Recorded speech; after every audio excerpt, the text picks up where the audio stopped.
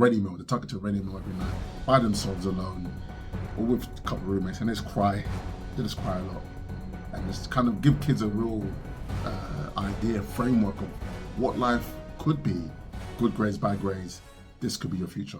Welcome back to another episode of Politicking with me, Fitzgerald Hunger, where I try to fix the Department of Government. I think the last episode was a great success. I think my ideas are already filtering into the political system as we speak. Now, as I mentioned in the last episode, I am not going to do a lot of research for this show because it will defeat the purpose of being a politician. So again, I'm going to take a random department of government. I'm going to act like I am the secretary of that government, and I am going to fix it. I am going to make it better for you, the people who deserve a better country. I am that person. The world cried out for me, and I answered. Well, I didn't answer because I don't like answering the phone because I'm a millennial and we get scared of answering phones. But I looked at who was calling, and then I gave it 10 to 15 minutes, and I text you, hey, what's up? You okay? Everything fine? And then you message back, and then I message back. I'll try and see what I can do. And that's what this show is all about. This particular episode, I probably should have done some research because I feel like this department kind of thrives on people being studious. That was a little giveaway of what I'm talking about. On this episode, I will be tackling the Department of Education. Now, I think we all know the Department of Education is one that's most needed for this country because, I hate to say it, kids are dumb. I'm not saying I'm smart.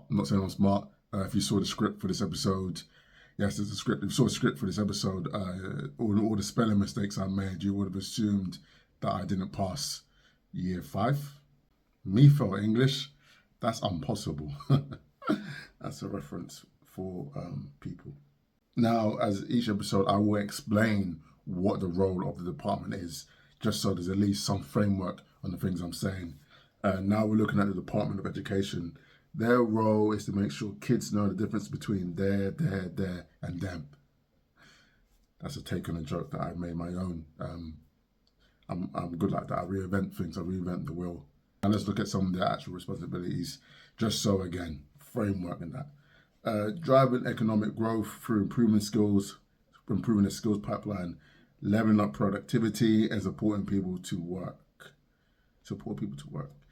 Basically keeping children off universal credit, you know what I mean? Leveling up education standards so that children and young people in every part of the country are prepared with the knowledge, skills, and qualifications they need. Again, same thing, don't raise stupid people. Supporting the most disadvantaged and vulnerable children and young through high quality local service so that no one is left behind.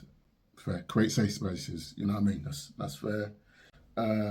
Basically, it says providing the best start in life through high quality early education and childcare to raise standards and help parents to work.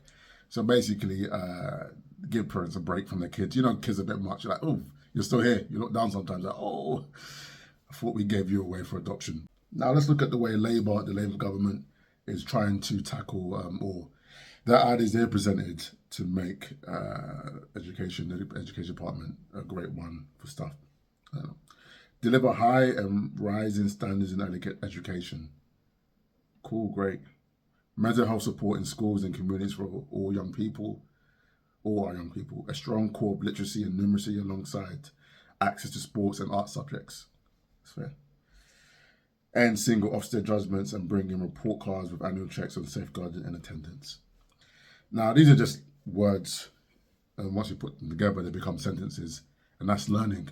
But I'm not sure if there's any real standout ideas of how they're actually going to do these things. Again, you can check the manifesto.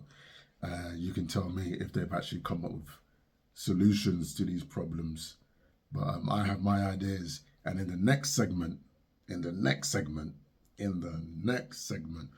we will put those. I will put those ideas towards you.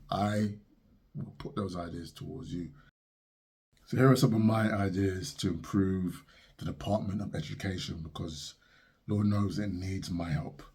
My first idea is that disrupt the kids.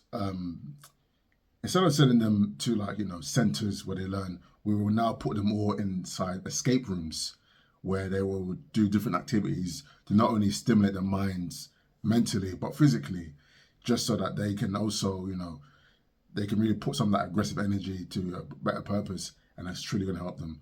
Now, there'll be different levels of escape rooms for like the really bad kids. We will make them go through like a Saw, the Saw movies, have them have, nobody's going to die, but they will be emotionally scarred and damaged for the rest of their lives.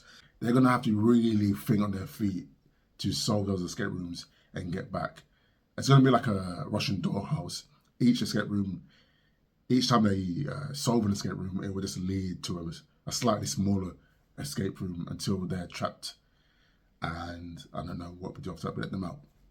The reason why I feel like this is a great idea because the escape rooms can, one can be on literacy, one can be on numeracy, none can be a physical activity. It will just challenge different parts of the brain and really stimulate them, and like fear is a great motivator. And I feel like that will teach kids that maybe, being in Mrs. McDonald's class on a Wednesday at 3 p.m. isn't the worst thing. Maybe, you just be quiet. Well, maybe instead of like saying that funny thing, you think to yourself, I don't want to be trapped underground in a coffin, having to solve a riddle to escape. Make schools more like Harry Potter, because Harry Potter is popular for a reason. The pageantry, that sold millions, billions of books. Do the new TV show and make the school interesting. Make the school a character in the kids' journey. Hogwarts is like, this amazing place where staircases move, eyes in the walls, paintings that talk back to you. Let's do that. Technology is a great level, and I think between magic, I think technology is magic anyway. Maybe I shouldn't be the Department of Education Secretary, but I'm just saying that. That's why I think my conspiracy theory, technology is magic.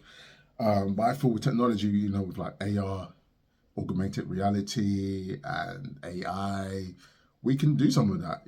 Have painting on the wall of alumni of past people who've gone to the school, telling you about how great their life has been, the things they did to achieve and make it to their status in the workforce or within the community. Have historical figures on those walls telling you about what they went through and stuff like that. I'm saying all these words, I'm saying all these things that show you I'm smart.